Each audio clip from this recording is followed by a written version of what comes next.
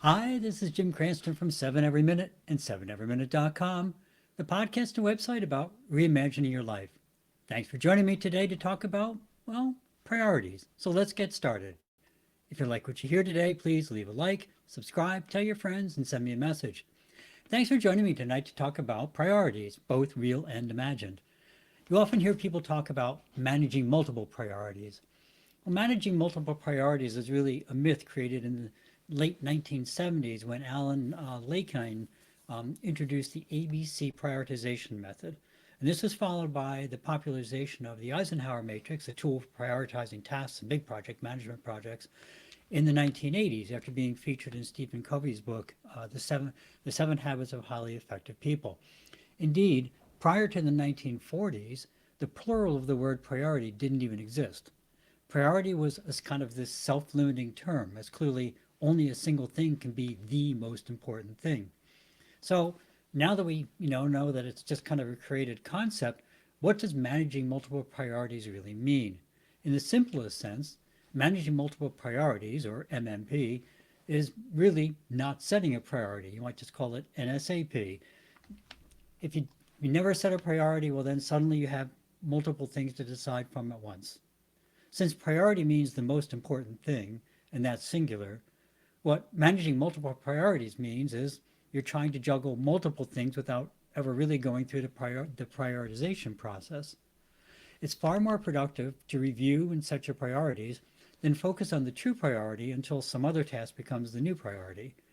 MMP is really kind of a head game of telling yourself that something you deprioritized is still a top priority, which makes no sense at all. So I'm not sure why we all try and play this game. But in reality, it's one of, the whole prioritization thing is probably one of life's most binary decisions. Either something is the most important thing to focus on, or it isn't. It can't be both at the same time. By picking one priority and focusing on it until you reach the desired outcome, you'll get more things and more important things completed. But what if you really do have multiple things that need some attention? Then you probably haven't broken down the goals into individual actionable steps, and your MMP dilemma is really trying to complete multiple not smart goals with no clear definition of how done is defined. Remember, smart goals. And one of the most important things about them is there's a real defined measurable outcome. If you feel two big tasks both need some attention, then truly define what specific action needs to be completed for each task and prioritize those specific actions. Then you can track and recognize your progress and keep making incremental progress in each of the tasks, but in a controlled fashion, instead of always feeling like you never get anything done. The big risk of managing multiple priorities is that none of the important tasks are ever brought to completion, and now most or even all of your efforts are not only wasted, but you've distracted yourself from your own vision and brought disappointment into your life. By not focusing on your true priorities, you won't have time to take advantage of other opportunities that do align with your vision. Managing multiple priorities is kind of this modern false concept that hides the real issue, which is making difficult decisions to honestly set priorities and then following through on them. But probably the biggest downside of trying to simultaneously push forward on multiple large tasks is this often leads to near instant feelings of overwhelm. Yesterday, you didn't have time to finish the one thing you were working on, and now today, you're trying to finish multiple important things. There seems to be no end to what you have to do.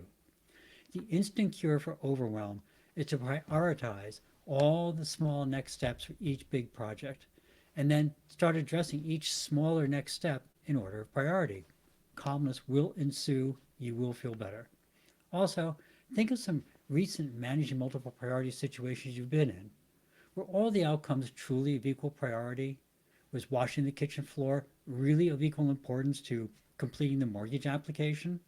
Perhaps they were, but if each task had multiple steps, they likely would have been better served by defining intermediate goals, prioritizing those smaller steps, and then finishing each step based upon its real priority.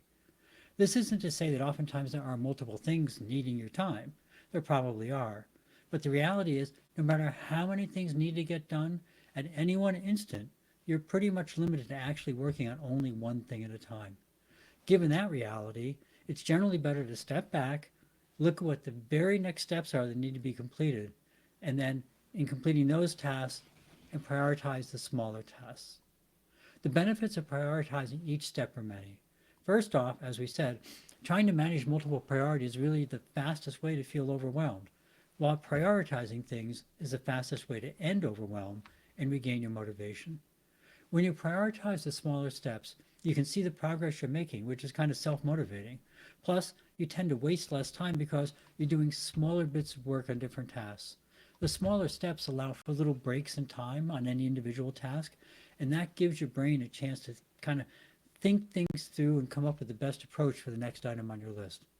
When you prioritize your to do list, you have the opportunity to see if the task you thought was important is really aligned with your vision. If it is, that's great. But if it's not, you should probably think about whether it really truly is an important task to you. So go forth, divide and conquer your ill-conceived to-do list of mammoth tasks that are all listed as critical. Even the tasks, even if the tasks overall are truly important, if you break them down into the next steps, you'll find ways to make steady progress in all those items in a controlled way. So that's it for the evening. Another tool in your tool belt to bring calm into your day and progress into the list, that seemed insurmountable on your to-do list. Your homework, always optional, is to think of all the things on your to-do list right now, especially the big ones, that perhaps have been nagging at you for some, period of time. Now look at all the descriptions, and if they aren't actionable steps, divide those big tasks down into multiple smaller things you can really work on, truly actionable steps. Excuse me. Extra points if you make a new little list of all the actionable steps and check them off when they're done, no matter how small.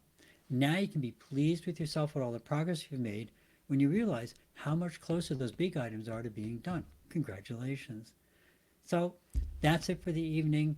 Again, please remember there's many wars going on in the world, lots of just disasters and all sorts of just bad things going on. UKR7.com is a list of links to places in Ukraine, WCK.org, World Central Kitchen. They were out in the recent hurricanes doing work, both very great places. World Central Kitchen just does humanitarian aid throughout the world, truly outstanding. The stuff in Ukraine, the people there can definitely use your support. And if you don't want to support something, far and away, think about supporting some local groups around you that are working locally, helping your local people. Maybe there's a clothing drive or something like that. And if you're either not in the mood or in the position to make a donation to something, that you can just make a little difference in somebody's life. Because when you think outside yourself, it really changes your focus on the world.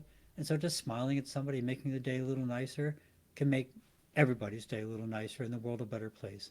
Because remember, one of the best ways to care for yourself is to care for others. So that's it for the evening. If you can and you're able, make a donation to one of the causes. If not, at least make the world a little bit better place.